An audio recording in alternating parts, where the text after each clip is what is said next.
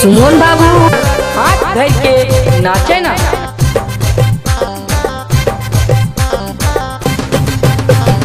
साड़ी तोर सहाड़ी गुया रे, साड़ी तोर सहाड़ी गुया रे, कादो लेटाइला धुरा लेटाइला धीरे रे धीरे खेलबे, कादो लेटाइला धुरा लेटाइला धीरे रे धीरे खेलबे।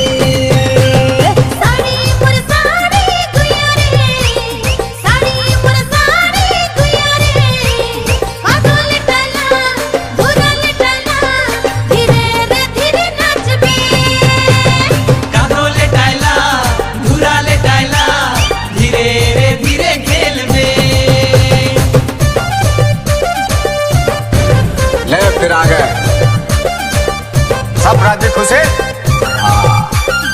तेरे को क्या लगता था कि नहीं लौटेंगे? डीजे सुमन बाबू ये गाना कहाँ से बाजा थे?